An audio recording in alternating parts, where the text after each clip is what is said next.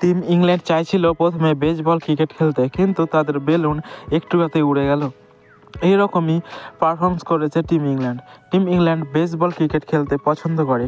তারা একদম মার মুখে ব্যাটার নিয়ে আসে আর তারা একদম 200-250 রান করার মতো টার্গেটে আসে। কিন্তু এইবার টিম ইন্ডিয়ার সাথে খেলতে এসে যা অবস্থা হলো টিম ইংল্যান্ডের, তা তারা কোনোদিন ভুলতে পারবে না। এইরকমভাবে এমনভাবে সুজিয়েছে টিম ইন্ডিয়া টিম ইংল্যান্ডকে, তাদের এটা ভুলতে আর 10 বছর লাগবে। এইভাবে কেউ হারে? ইংল্যান্ড যেভাবে হেরেছে টিম ইন্ডিয়ার কাছে, আমরা ভাবছিলাম যে ইংল্যান্ড প্রথমে টসে যেতে ব্যাট করলো, কিন্তু টসে যেতে ব্যাট করতে আসে টসে হেরে ব্যাট করতে আসে ইংল্যান্ড।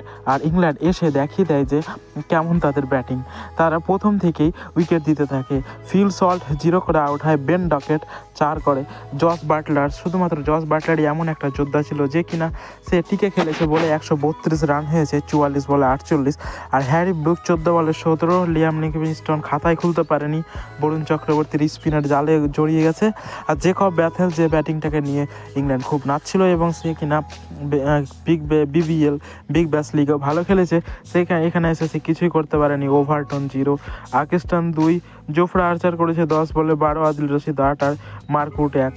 এরকমই করে মাত্র 132 রানে টিম ইংল্যান্ড আউট হয়ে যায়। তারা 20 ওভারে 132 রানে অল আউট হয়ে গেছে। আর আমরা যদি দেখি যে ইন্ডিয়ার দিক থেকে কে অল আউট করেছে, অর্শদীপ সিং প্রথম থেকে ফিল সল্টকে হিলতেই দেয়নি অর্শদীপ সিং 4 ওভারে 17 রান দিয়েছে, 2টা উইকেট নিয়েছে।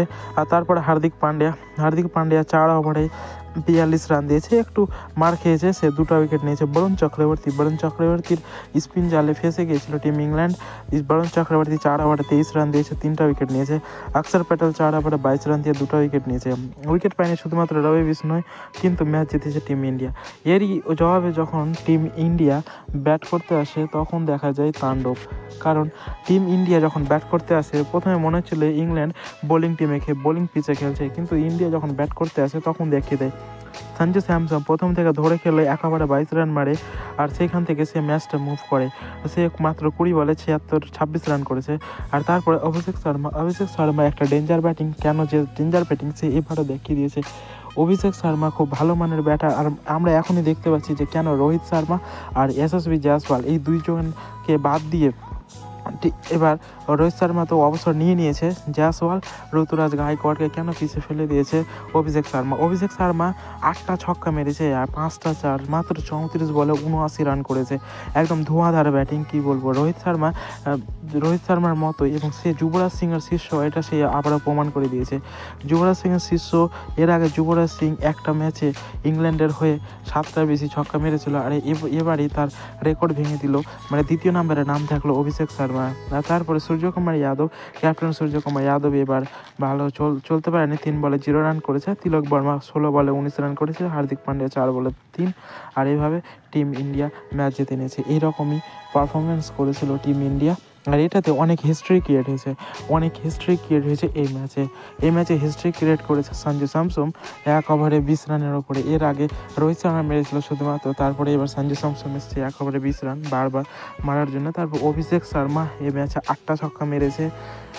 আর এবার এই যে রানটা চেস করেছে মাত্র 133 রান, এটা 12.5 ওভারে রানটা চেস হয়ে গেছে, মানে মাত্র 13 ওভারে 133 রান চেস করে ফেলেছে টিম ইন্ডিয়া। আর এরকমই ধোঁয়াধার ব্যাটিং করেছিল টিম ইন্ডিয়া।